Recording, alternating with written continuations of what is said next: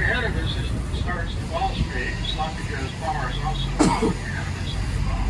This is about number 3. Is anybody getting around here? Okay. Got anybody? Okay. We're going to continue on.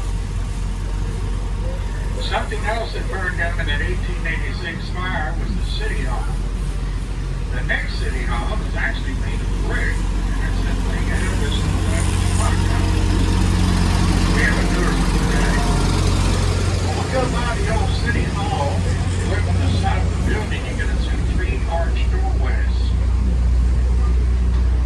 There's actually 3 matching on the other side.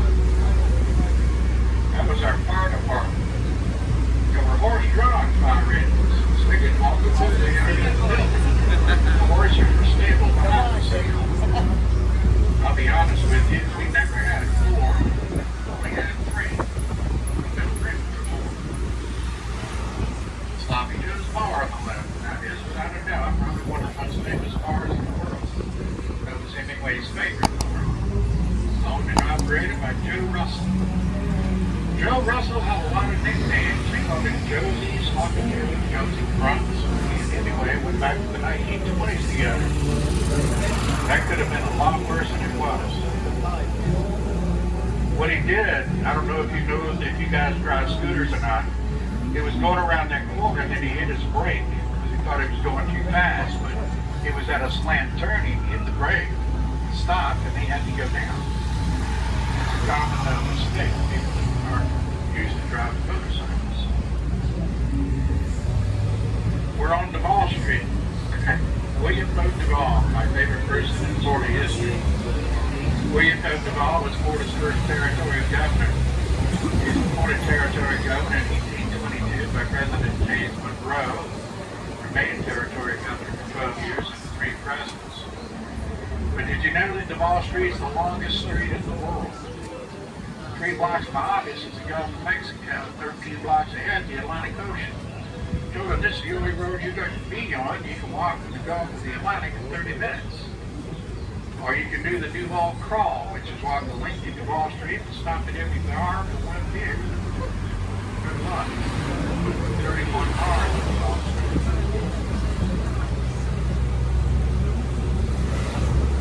The oldest house that's still surviving in Key West is actually called the Oldest House Museum. Built in 1829, it's here on the right with the American and the state flag. Built by a record captain named Francis Walmington from the Bahamas. He and his wife raised 7 dogs in that home. I love the backyard of that home. It was almost to the end of the block. Now children, this is where my wife and you're not going to meet. Coming up ahead on the left is the oldest non-Roman Catholic church in Florida. It's the St. Paul's Episcopal Church. Church property goes back to 1832. I'm not a member of this church, I'm a heathen. My wife is the warden of the vestry, and Father Larry is one of my poker buddies. So you'll get a chance to go inside Larry's church and look up. You're going to notice that the high vaulted ceiling looks like an upside down ship. Children, this thing was built by ship's carpenters who didn't have a clue how to build a high vaulted ceiling. But they knew how to build an upside down boat pushed into place, and that's exactly what they did. Notice the stained glass is coming on the outside with plexiglass to protect it from hurricanes, so it's hard to see from the outside. Go inside. Oh, here's some extra. Look at the 3 panels in the front center, that semi-hexagon shape sticking out. You see that?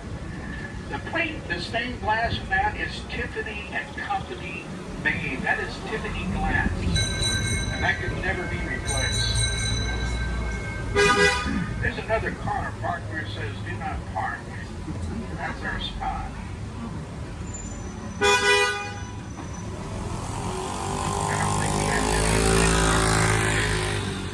Now guys, this is stop 4.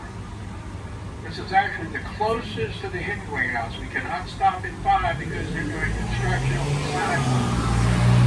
This is the closest going out to Hemingway. On the way back in, stop 12 is the closest. Stop 12 is a block and a half away, but this is 5 blocks away from here. There's nobody in that car. Now, if you get off at 12, it's only a block and a half away. Does anybody want to get out right here? Let me know. continue on. Alright. That's the La Concha Hotel on your right. That's the tallest building on the island. 7 stories. That's our skyscraper. In 1947, playwright Tennessee Williams spent 10 weeks inside the Concha doing a rewrite on a streetcar named Desire. He did a rewrite because it had just bombed on off-Broadway. It did better. But he liked the lifestyle on the island, so he came back here in 1950 and renovated a home over on Duncan Street and lived here 30 years before he died. I met that man. Well, let me say I met that man. But I did know Jimmy Duncan. Jimmy got a start here on the island. His original Margaritaville is here on the right. He still owns this. Still comes back at least once a year to play if he can. Actually, he was here in February, spent 10 days, did 4 concerts. 614, stop 4-3. Now this large Cuban flag on the right is in front of the St. Carlos Institute. That's a rebuild. That's where the fire of 1886 began.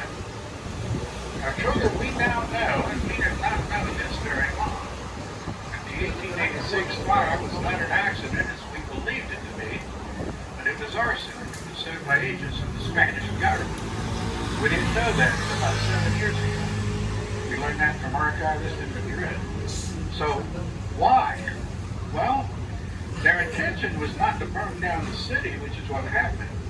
Their intention, it seems, was to send a message to the cigar industry on this island about sending guns to Cuba to support the revolution.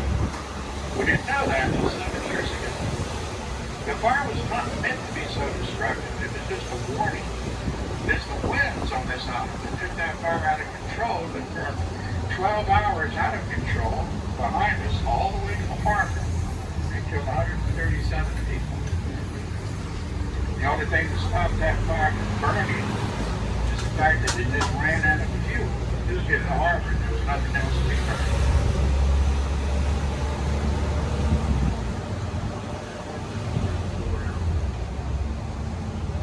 The Bahamas. You'll see a lot of things that say Bahamas. The oldest families on this island are not Hispanic like many people think. They were free blacks, British nationals from the Bahamas, and that includes mine. My mother's last name was Roberts. Her family came to the island in 1847 from Great Turtle Key in the northern Abacos.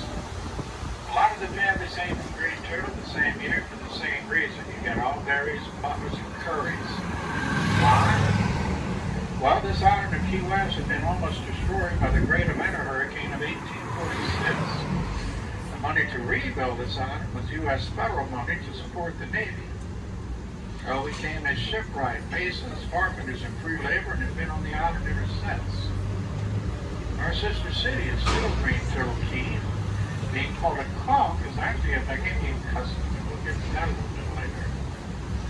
I live in a house that's literally 1 block behind us next to Edgewood. It was built in 1899 by my great-grandmother.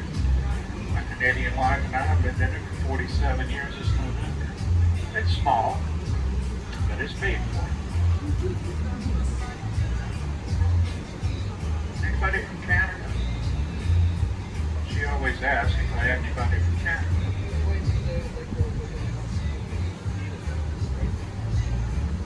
Anybody watch the Jeopardy's Masters tournament? Anybody a Jeopardy fan? No? We got down to 3 finalists. These guys are brilliant. One of the girl finalists was Matea Roach from Toronto. So we had money up the chain. She did not win. One of my favorite people in the history of Key West is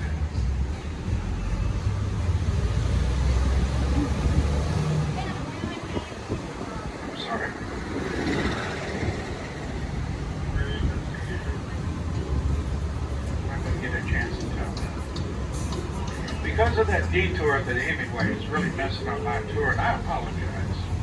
Let's go right into yellow fever. Yeah, no, there's a lot of people never heard of yellow fever. There are vaccines for that today. We happen to be an island that's on the northern basin of the Atlantic Caribbean, and yellow fever's hit our island many times. The worst yellow fever epidemic in Key West was the summer of 1829. It killed 15% of every man, woman, and child here. You're probably wondering, how in the world can this be escaped? After 7 more major epidemics, and by the way, all of these epidemics happened in the summertime. And in 1895, the state of Florida had its first health officer. His name was Dr. Joseph Yates Porter, and Dr. Porter was sent to Key West to bring yellow fever under control, even though at the time nobody knew the cause. The cause would be discovered in Cuba in 1901 by a U.S. Army surgeon named Walter Reed. But Dr. Porter was lucky. When he came to Key West in 1895, there happened to be abandoned nurses on the island with their own hospital to treat her. Now, the nurses in their hospital are long gone. What I haven't said yet is that these nurses are nuns, and the nuns are still here. This is St. Mary's Pharmacy at the time now common in school, which is actually a modern hurricane. Now, here comes the good part. The hurricane of 1906 was one of the deadliest on the island and north with a lot of children. One of those was a 16-year-old girl. With no one left, she came to the right at St. Mary's and became a novice nun. By 1925, she was Mother Superior. She was Sister Louisa Gabrielle. She went to grotto. She said, as long as this grotto remains and is respected, she said, no harm will come to anyone in Key West from hurricanes. Now, there's a bold statement. Now, coming up on the right, there's an exit opening in the swamp. And if you look through the exit opening all the way back, straight back, you see her grotto and statues are there, and those candles are lit as they are every morning. You see it in the back? Okay, and here's the fun part. You see that grotto's been there since 1925. So before 1925, the number of people we know died on the side of a hurricane is 972. We know that number because every name is written there. But since 1925, the names have been written because no one hears about it. Before 1925, the number in Category 4, the Category 5 hurricane that we know is directed at Key West is 7. Since 1925, that number is 0. Now, we've had 1s, 2s, and 3s come right down the street. That ain't I'm not Catholic, but I respect the grotto behind that church, and I think everybody here does. I've got no intention of ever debating religion with anyone because I think that is a fool's debate. But before 1925, many people have died on this island of hurricane. Since 1925, nobody has. And I know what the nuns call it, I know what the priest calls it, and believe me, I'm quite aware of what my little Episcopalian life does. But I do call it one of my favorite stories. You can take that any way you like.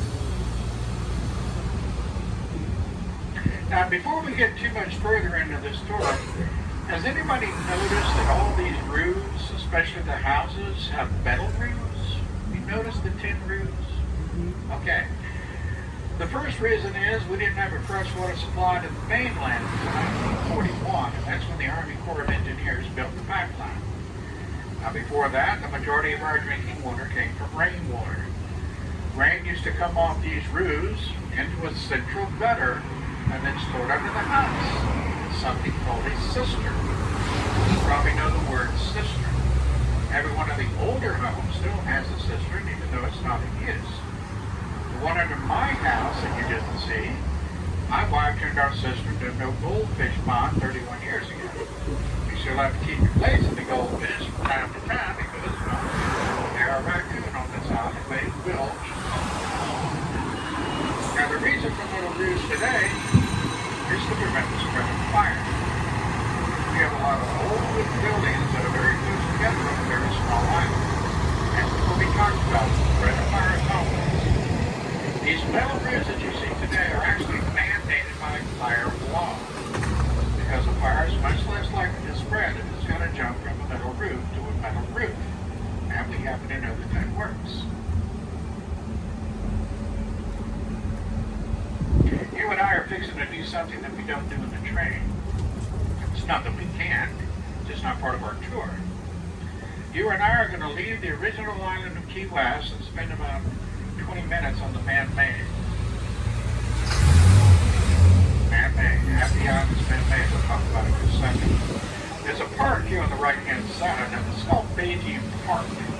And the first question out of your mouths might be, well, where's the bay? Well, the bay used to be directly ahead of us. In a moment, I'm going to tell you why it's not there. There's a road that we're fixing to cross at this intersection. The name of the crossroad today is Jose Marti Drive. Back in 1900, this road had a different name. This was North Beach Road. It used to be right on the water. Anybody from New York, state of New York? See, now I got a red line. I was going to point out this little memorial here in the right-hand corner was a gift to the city of Key West by the people of New York. And on the front of it has all the names of the New York volunteer soldiers who died of yellow fever in the Civil War. Now we are now on man-made land. Now Key West today is 7.2 square miles of land area. We're twice as large today as we were in 1900. We were made, this land was made by dredging and filling in the very shallow Florida Bay that used to be underneath our wheels. Now the first person to do that was a guy named Henry Flagler. He's the man that built the railroad from Miami to Key West. We'll talk about him in depth a little bit later. But this 4-lane that you and I are on right now was built right on top of the old causeway that used to have Henry Flagler's railroad tracks. Now the next people to make land out here was the Army Corps of Engineers and the U.S. Navy. When they deepened the 3 natural channels coming into Key West from the Atlantic, and when they dug the diesel submarine base on the south end of the island, all in all, if you ever think about this number, and all in all about an estimated 200 million cubic yards of material was brought up. It's a lot of stuff. It had to go somewhere.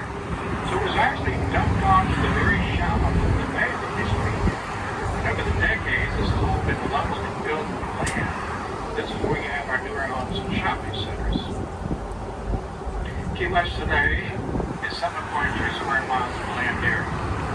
But we are not going to get any larger than that because since the mid-1960s, people a lot smarter than I determined that type of dredging in the Florida Bay was doing irreparable damage to the very fragile ecosystem that is the lower Florida Keys and the living coral reef. So in other words, the size of the island we have right now is the size that we would always have. It's not going to get any bigger. And I think it's pretty good. U.S. Navy owns the forefront of the island and they work on farm. The Navy has had a presence here since 1822. There are 5 central main landings on the Key West Coast and 9 miles of waterfronts in the Virginia Air Station, one of the largest cargo training facilities in the Western Hemisphere. We'll talk more about the Navy. This is the Navy town. Now the trolley actually stops at 3 hotels on the man-made portion. We're coming up to our first one. This is stop number 6. Here comes Sweet.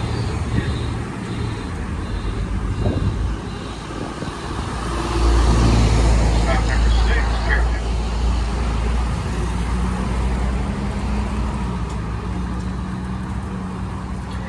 Now, I don't do a lot of trolley driving, and I've just now noticed that tree on the right with the red peely bark is a young oak tree. My favorite tree. It's very small. I'll show you a better one later down the road. Does anybody get in up here? I would have been really surprised. Would you mind if I take a quick sip of water? Thank you.